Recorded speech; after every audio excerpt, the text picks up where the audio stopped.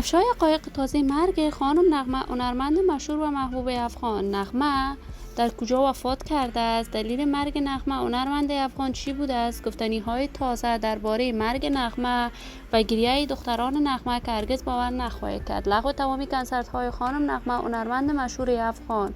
من در این ویدیو پیرامون حقایق همین ماجرا خواهم پرداخت. پس در ادامه با کانال دنیا اینفو باشید.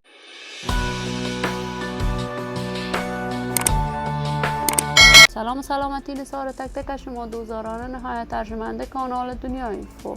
شما را خوش آمدید میگم به یکی دیگر از ویدیوهای جذاب و دیدنی این کانال. برای حمایت هرچی بیشتر از کانال دنیا اینفو علامت سابسکرایب را فشار دهید تا بیننده ویدیوهای جذاب و دیدنی کانال دنیا اینفو باشید. بانو نغمه هنرمند مشهور، مطرح و ناماشنای افغان، یکی از چهره‌های خاص در میان هنرمندان افغانستان است.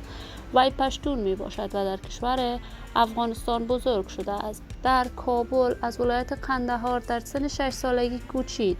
برنامه‌های هنری نغمه مورد حمایت گسترده افغان‌ها قرار می‌گیرد. این دختر خانم هنرمند محبوب افغان در سن 18 سالگی ازدواج کرد، اما به زودی از همسر اولش جدا شد. این همه در حالی بود که نغمه با منگل همسر اولش آهنگ‌های دوگانه بیشماری سرودند که تاکنون آهنگ‌هایشان در دل‌های مردم افغانستان ماندگار بوده است.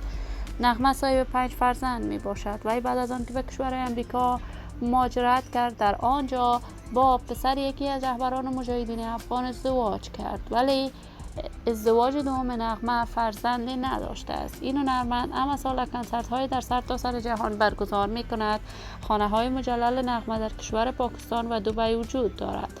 این روزها تصاویر بانو نغمه در صفحات مجازی دست به دست می‌شود که این هنرمند محبوب و مطرح افغان در کشور امریکا وفات کرده است و دلیل مرگ خانم نغمه تاکنون معلوم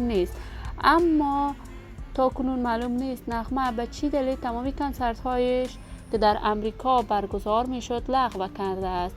اما ما آرزو داریم خبرهای نشر شده در صفحات مجازی دروغ باشد. آرزوی خوشبختی، موفقیت و سعادت برای بانو نغمه با جمعی از هنرمندان افغان از بارگاه عزت الله ازال تمنا داریم.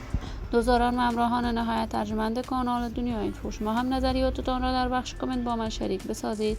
این ویدیو را با علاقه‌مندان و دوستان بانو نغمه به اشتراک بگذارید. اگر دوست دارید دوست کانال دنیا اینفو باشید، پس برای حمایت هرچی بیشتر از کانال دنیا اینفو علامت سابسکرایب را فشار دهید تا بیننده ویدیوهای جذاب و دیدنی کانال دنیا اینفو باشید. تا درود دیگر، بدرود.